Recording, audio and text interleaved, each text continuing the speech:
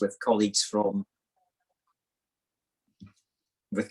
different sectors of the business community. My name is Michael Craig, and I will be your host for this evening's session. As some of you may know, Business Matters is about to become part of Workplace Chaplaincy Scotland, and I'm delighted, therefore, to be joined today by Sally Fraser, who has recently taken up the role of Workplace Chaplain for the business community here in Edinburgh. And joining Sally this evening is Chris Horne, a former colleague of mine from our days working at Standard Life. Chris is hugely experienced in working with leaders in business, social enterprise, and charity to help them deliver their vision and key strategic goals in a sustainable manner. Before we invite Sally and Chris to speak to us this evening, a few items of housekeeping. Firstly, this evening's session will be recorded with edited highlights being shown on social media and YouTube over the coming weeks.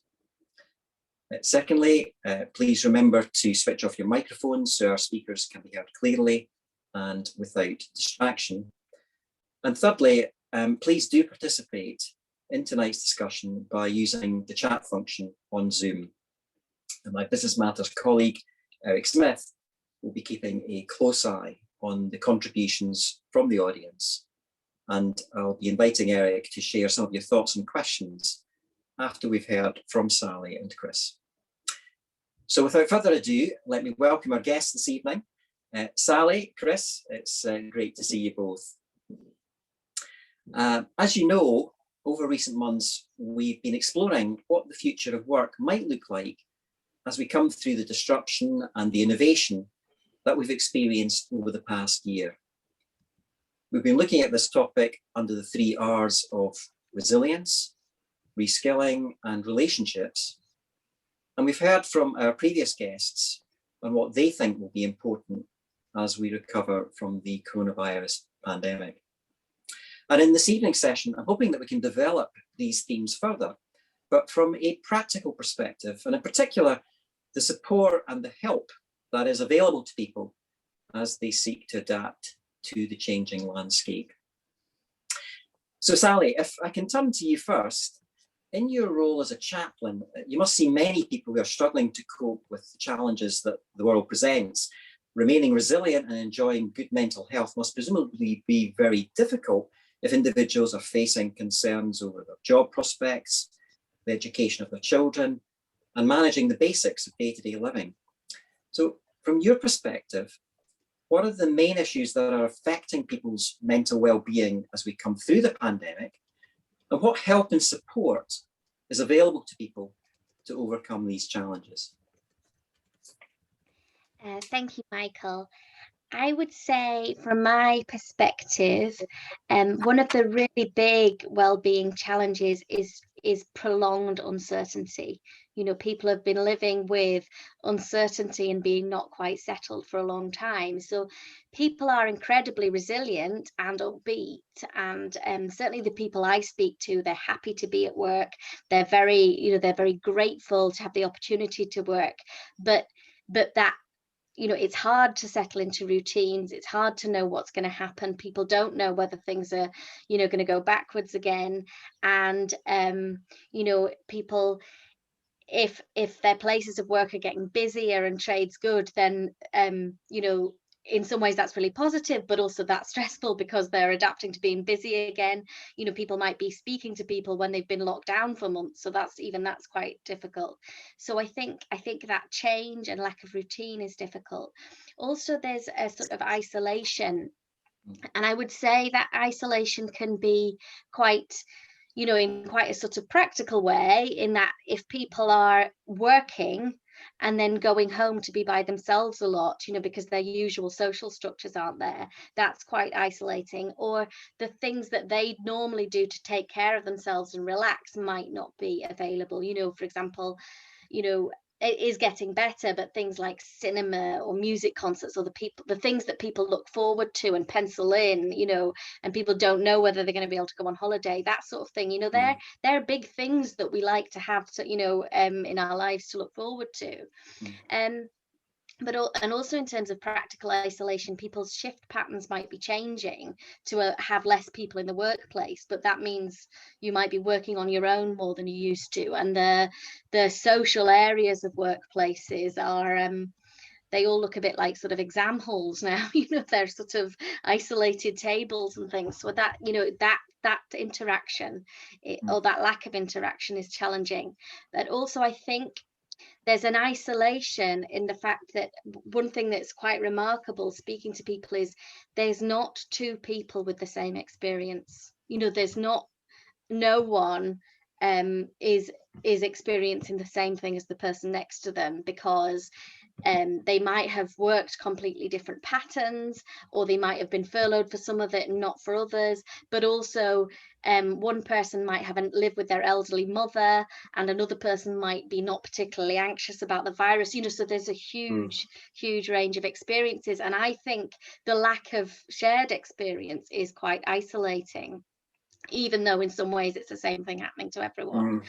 And finally, I would say there's a challenge in terms of a sort of that eats away at well-being, in terms of there can be a bit of guilt, really, because if your work is going okay, you might be feeling sort of survivor's guilt when a lot of people's jobs haven't made it. And similarly, if your health is okay, you might be feeling like you might be feeling really fed up, but like you can't complain because your health's okay. So I think there's a lot of that sort of thing going on.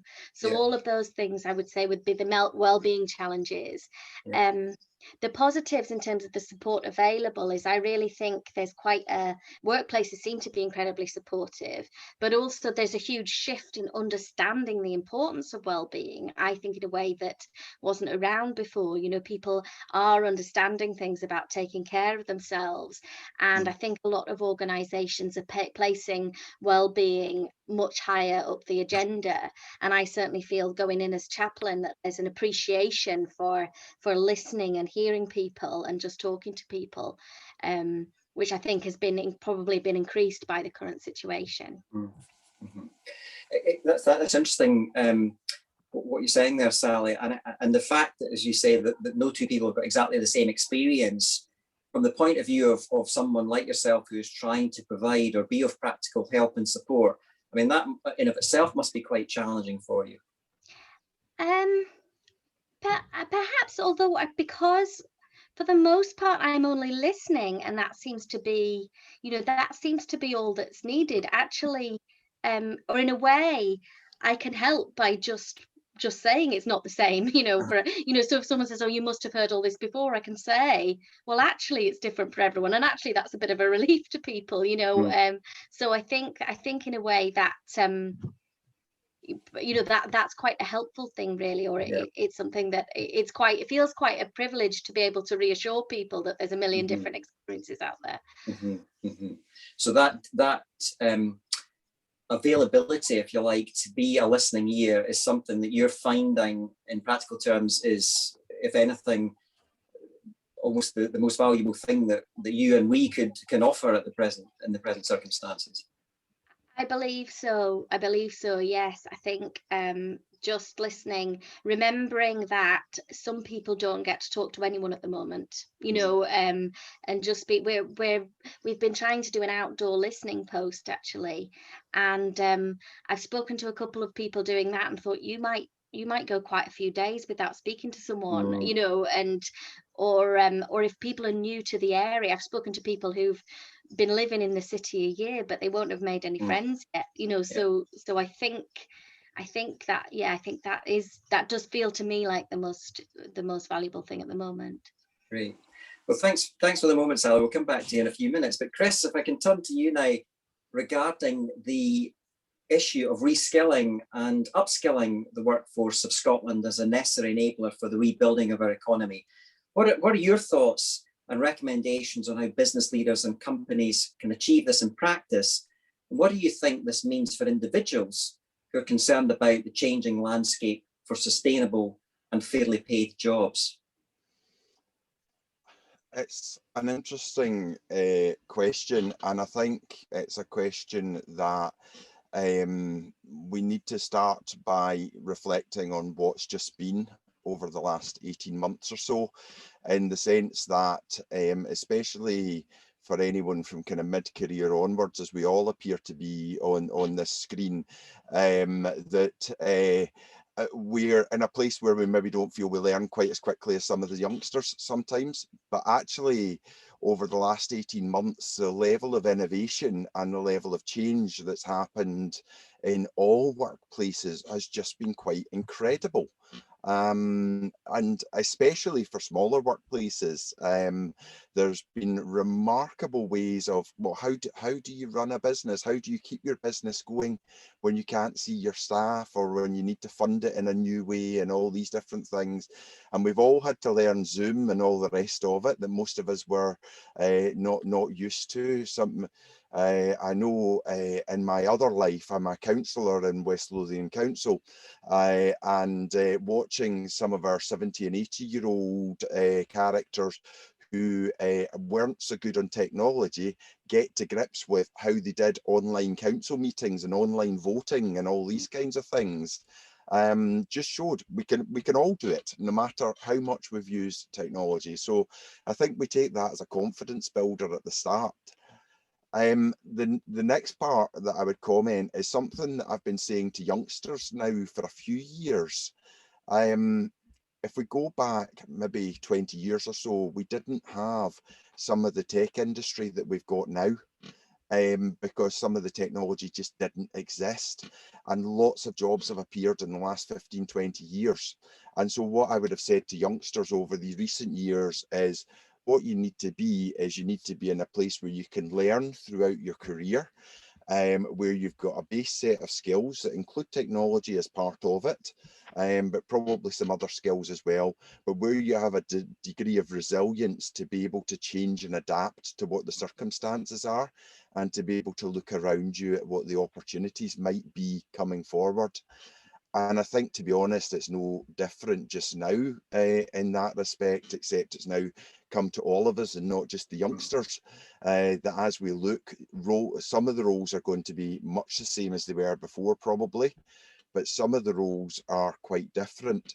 And certainly in terms of some of the boards that I sit on at the moment, we are certainly scratching our heads and going, well, we thought we knew what we were doing 20 months ago, and we thought we had an absolutely cast iron plan that was going to work brilliantly. But of course, we had to almost chuck 3/4 of it in the bin and change what we were doing. So maybe we shouldn't be predicting quite so far ahead, or we can make plans 3 and 5 years ahead, but we need to have that degree of being able to change and adapt quickly. So it's maybe not told you too much about any specific skills, but I think that change, adapt and resilience are probably 3 of the kind of key parts that are coming through quite strongly in terms of the skilling part for the economy. And it sounds as well, Chris, that almost it's a mindset shift that is needed. And I'm wondering, to what extent are you finding that people recognise that this is going to be a necessary requirement, if you like, of people in the workforce, that change is an inevitable fact of life, and that the ability to ride with the change, as it were, and to be prepared to reskill and to learn on a regular basis, that is kind of an accepted norm, and that people both are willing to accept it and hopefully in some cases embrace it. Do you see signs of that coming through? To some degree, yeah. I think I mean, you'll recall from when we were in our lives at Standard Life, we went through change and restructure on a reasonably regular basis. I think people have been used to it to some degree, but not to the level of wholesale change that's perhaps happening just now. But what we're all guessing at the moment is, well, are we going to be back in the office? How are we going to be meeting with our customers? How are we going to be meeting with our colleagues? And it's affecting absolutely everybody, no matter whether your job is the safest job that's never going to disappear from the business, through to the person who's always at risk of redundancy when things go through change and shift. We've all had to get used to the change of working from home, and we might have to get used to a change again. And I think this reflects back to some of the things that Sally was talking about there, about the fact that actually we're in some respects we're in very similar places, all of us. In some respects, very, very different.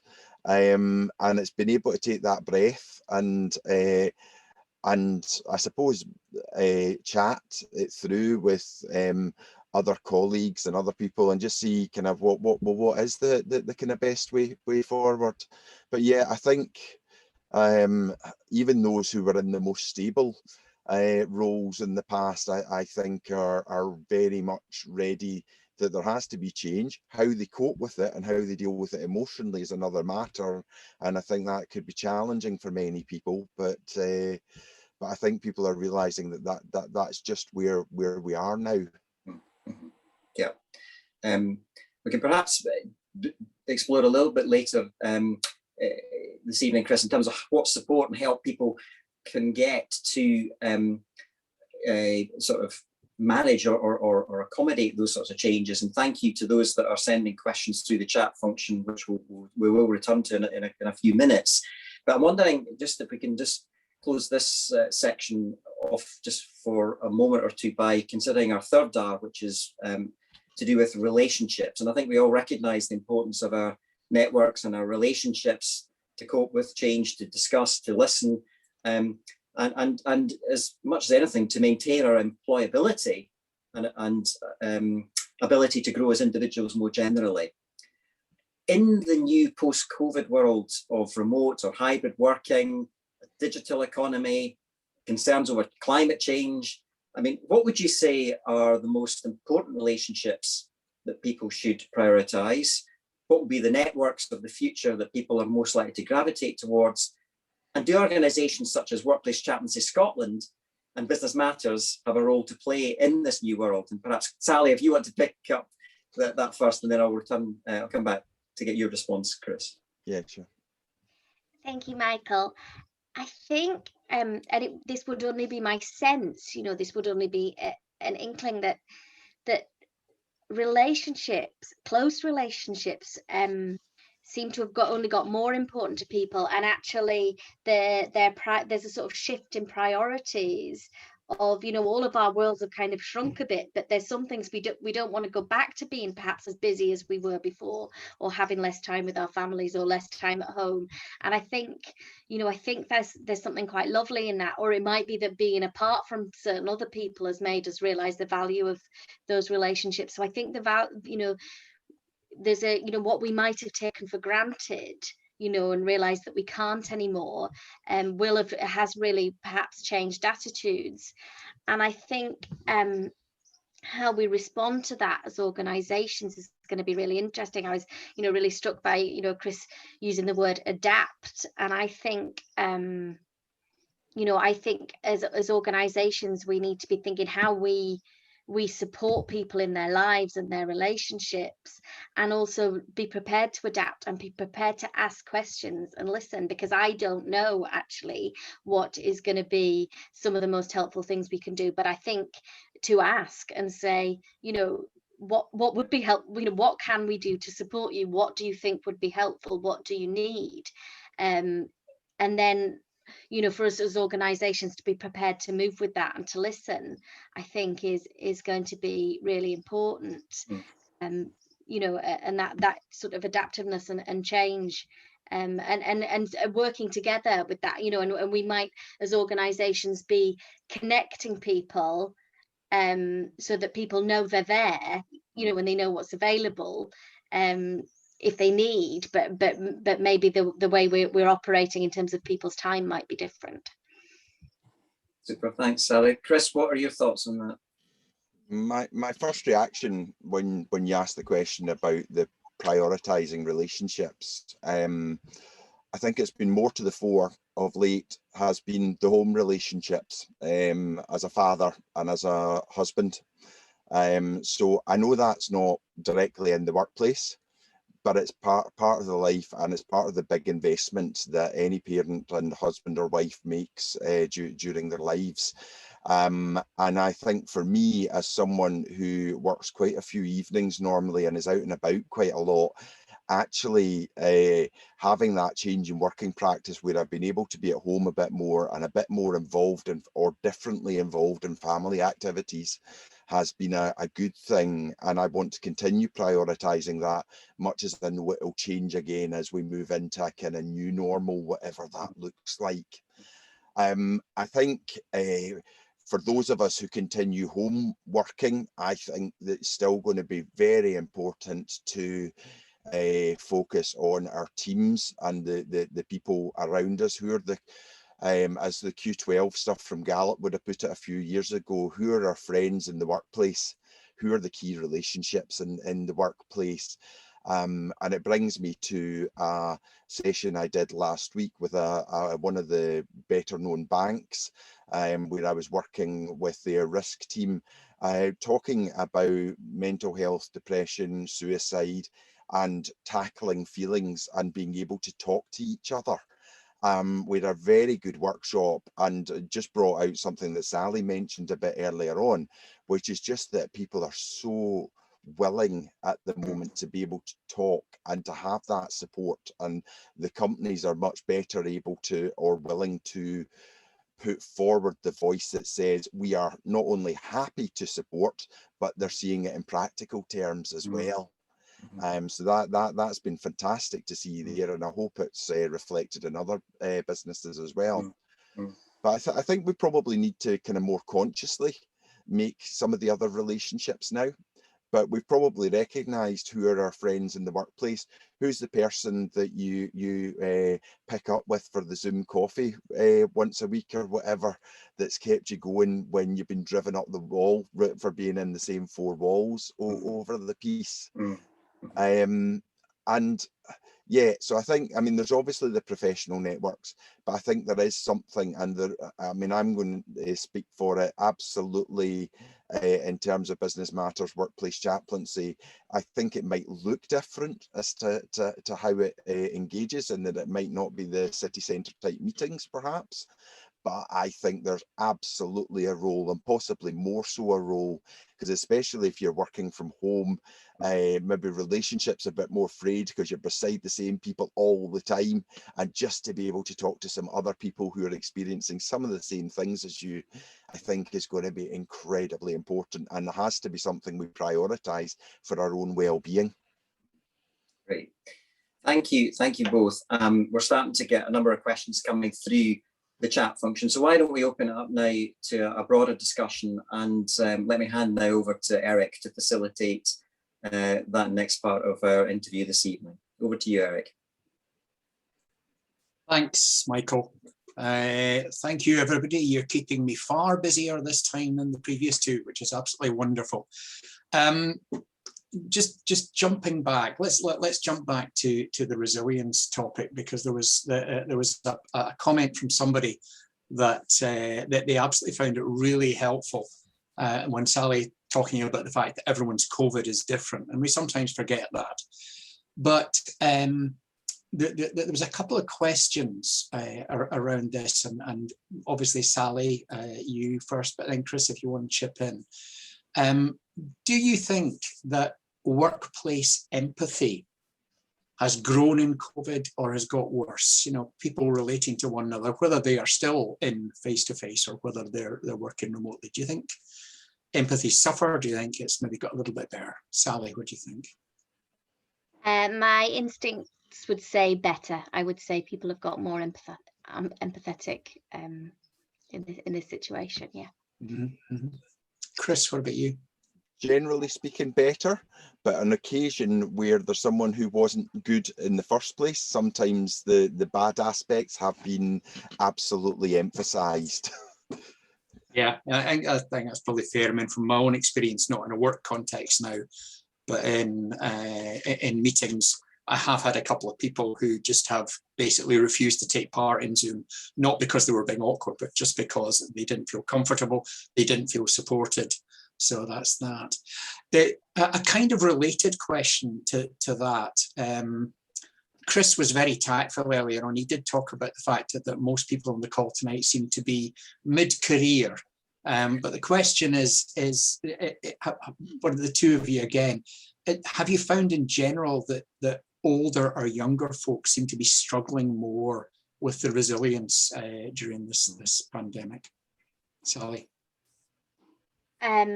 I would say I haven't noticed a difference based on age, in that, some old and some young are coping differently.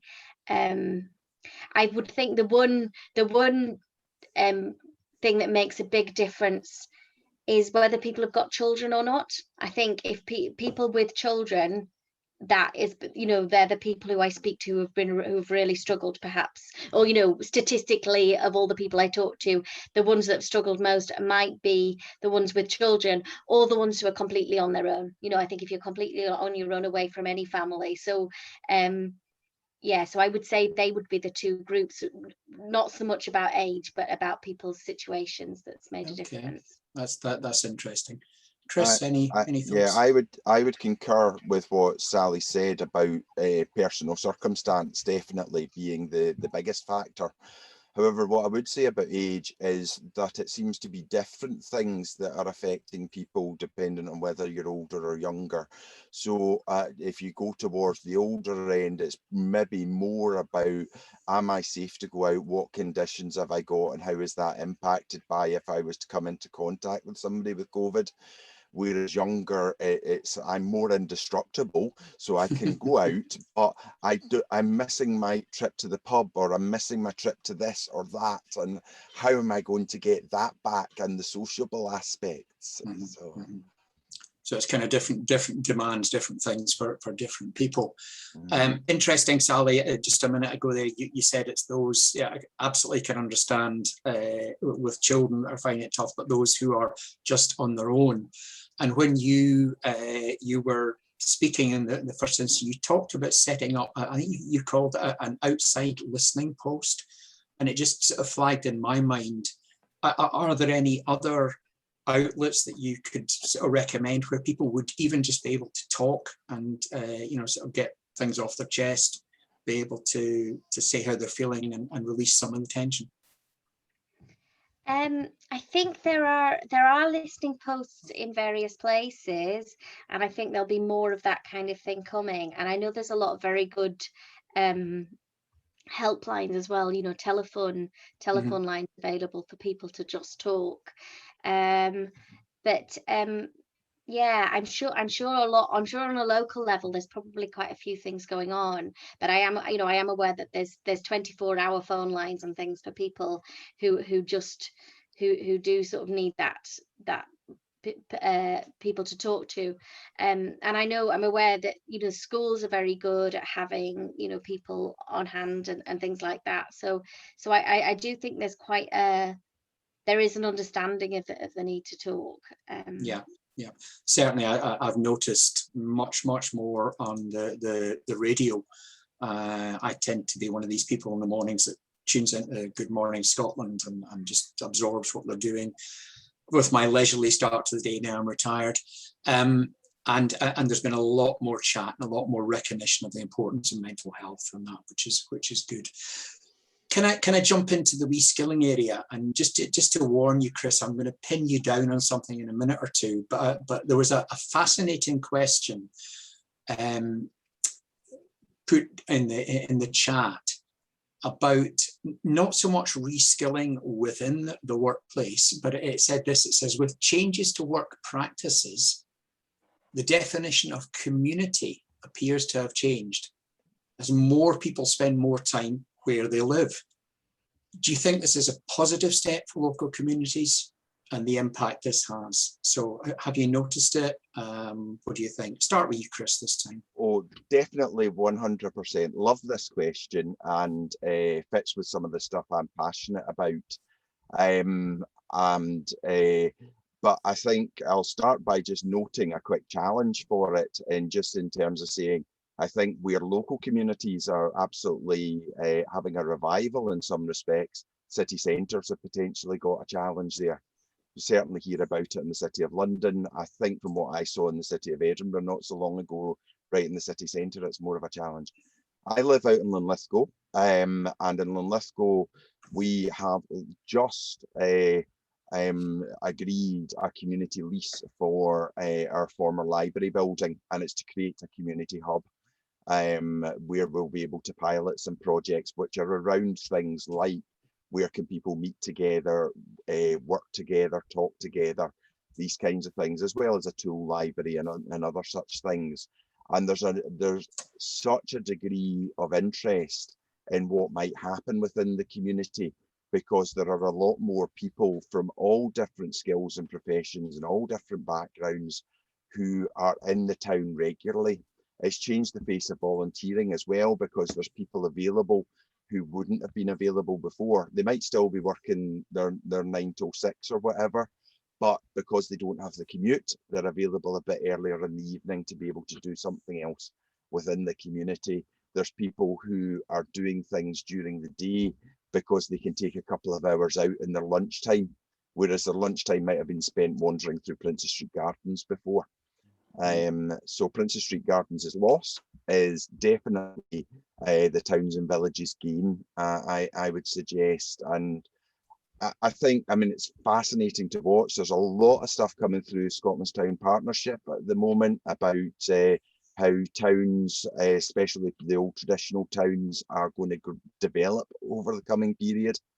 I think it's incredibly exciting. I don't know exactly how it will work out. And I think public transport will play a big part in it. And we've still to figure out what public transport will look like post-pandemic. But I think it is immensely exciting. So thank you, Mark, for that question. Really like that question. Yeah, no, that's really good.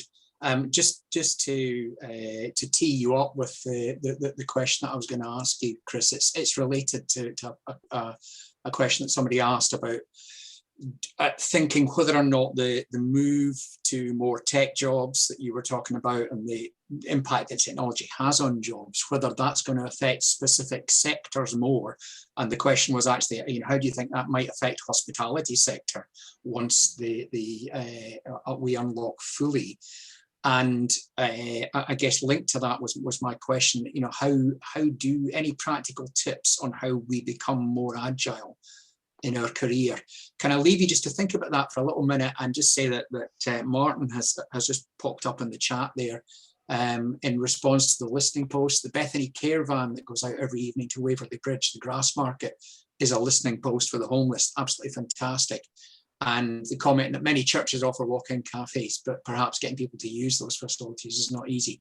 But it's good to know that these things are there as part of the wider chaplaincy scene in Edinburgh. So Chris, coming back, tech affecting sectors and practical tips for being agile.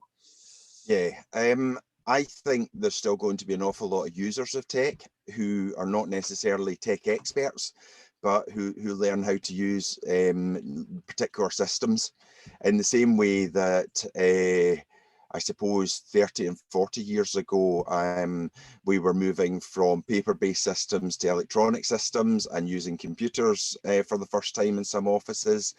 And then moving from one computer in the center of the room to everybody having a workstation on the desk, and so it's gone on. And I think it will be on that side of it for most of us, evolution rather than revolution. Mm-hmm. Having said that, I think there are a number of really useful apps and services that are coming out at the moment.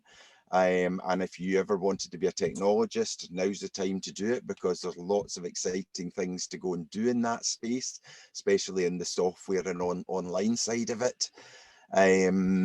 But I think it's a real challenge to know exactly what skills you have up your sleeve there. I think it's about kind of, I suppose, taking the opportunities to learn when they present in front of you. So that you're as prepared as you can be. You asked about the how to be a bit more, or how to remain as agile as possible. And for me, I suppose the answer comes from actively saying what's going on out there and what's happening, and whether that's reading some of the online journals. There's some good aggregating services to bring news together into different places so that you can find out what's going on. Putting yourself out there to try different things, putting yourself out there for some training and different things. And sometimes when you're just given an opportunity, taking it and saying, well, I might have 80% of this, the other 20% might not feel comfortable, but I'm going to give it a go. I think fundamentally as human beings, I don't think we've changed massively because of this. What it's done is brought to the fore that we need to really think about these things. Yeah, no, that's helpful, Chris. I've got 3 more questions on the screen in front of me here, and one of them is a skilling one, but I just want to take a break from that a minute and just jump to the relationships thing, and it's more directed to yourself initially, Sally. Somebody said, obviously you as part of your role speak to people in retail. How are the retail workers coping and feeling with the whole situation? I would say on the whole, coping incredibly well. You know, the resilience on display is phenomenal, and also the predominant feeling is gratitude. You know, people are grateful and happy to be at work, you know, and that, I would say, that would be, if I was going to draw a pie chart of the kind of feelings I encountered, that would be the, you know, that would be the biggest one.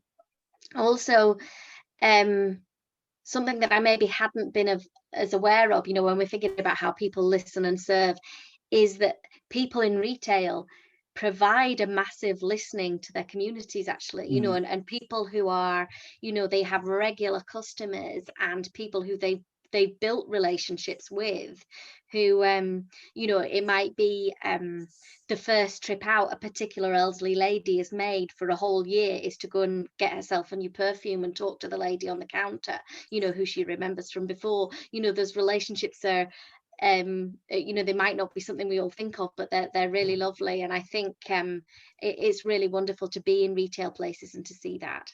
Yeah, that's actually really helpful, because that might be a little lesson for us even in business, that there are those who are our clients, our customers, who we may not have seen much in the last 18 months, but perhaps they've been clients and customers for a few years, and that relationship is there. So us taking the little extra step is probably quite beneficial.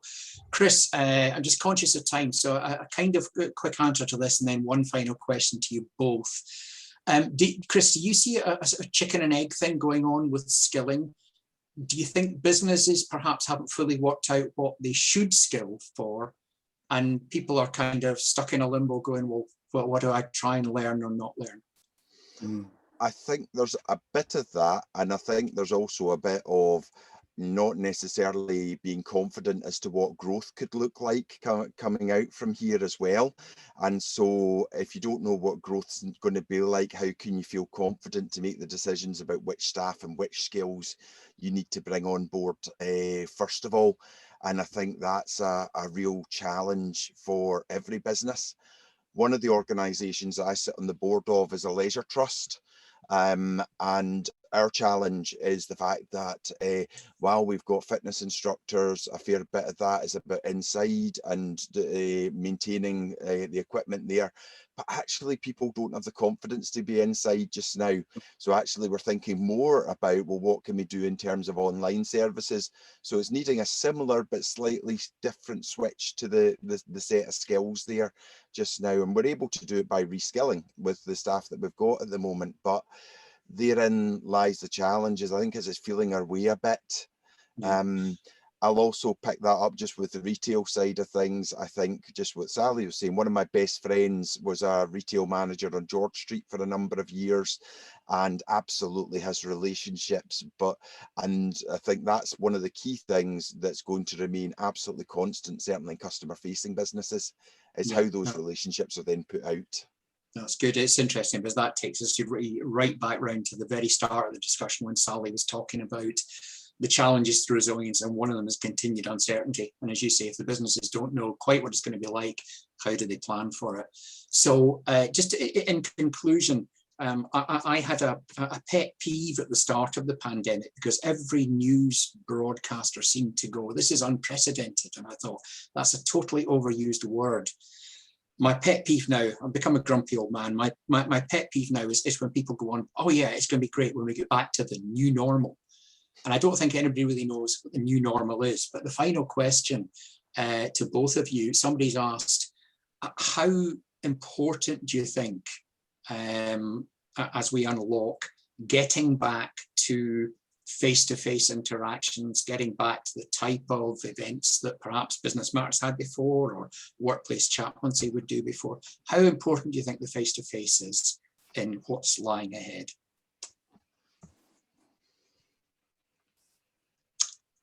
Chris? I'll take a very short answer here and let Sally round it off. She's the expert in chaplaincy after all. But my answer is to quote Colin Stewart from City, who's a good friend of a number of us here. Colin said to me a long while ago now, when we were starting to do many more online meetings, always get your first meeting with somebody face to face and try and get it where you can eat or drink together, or preferably eat together, but if not, at least get a coffee together. Build that relationship first. Then you can do as many online meetings as you like. I think that face to face, we can live without it potentially, but we must have it to build the starts of a relationship, and it must be renewed every so often. Colin was absolutely right with that. Yeah, thanks, Chris. Final word to yourself, Sally, on this. Yes, I think that's really interesting about building relationships face to face.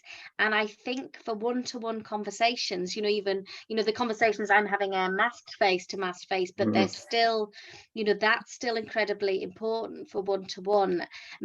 And also what I'm finding, obviously I've started in this new role within the restrictions, is that I've adapted to, rather than calling a meeting to discuss a new idea, I speak to each person who might be involved first and say, but that really helps, because to each person I can say, what sort of things would you like to do, or what are you interested in helping in, or are you, if I'm speaking to my volunteers, are you doing more than you want, less than you want, that. So I'm checking in with each person individually, and then I can get something underway, and then maybe, as Chris was suggesting, once I've made those connections, I can then do the meetings on Zoom digitally once the relationships are there.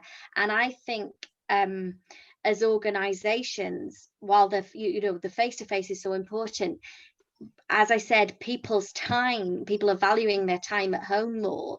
So I think still doing things online that's going to allow them to not need a babysitter or whatever to go across town, or, not travel, or not take their time away from their families, is going to be really important too. Because I know personally, I wouldn't want to, as Chris was talking about being out every evening as I used to in my work, I wouldn't want to do that anymore, so I think it'll be a case of striking that balance.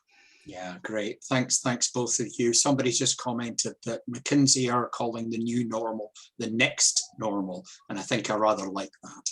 Michael, back to you. Thank you so much, Eric, for a really fantastic discussion and conversation with Sally and Chris. So unfortunately, we have run out of time, and as I mentioned earlier, this was the final In Conversation With event of the series. I hope that you've enjoyed these as much as I have. Do keep an eye on the Business Matters website and social media for a summary of the key insights provided by all our guests over the recent months. In the meantime, if you would like to follow up on anything we've discussed today, or indeed on previous interviews, then please feel free to contact us at Business Matters or Workplace Chaplaincy Scotland. We'd absolutely be delighted to hear from you. Finally, it just leaves me to say a huge thank you to Sally and Chris for their time and their thoughtful insights this evening. And thanks to you for joining us live this evening, and those who watch in the weeks ahead on our various social media platforms. We hope to return with a new series of events in the autumn. Do look out for that. But until then, it's a warm goodbye from Eric, myself, and the other members of the Business Matters team. Goodbye.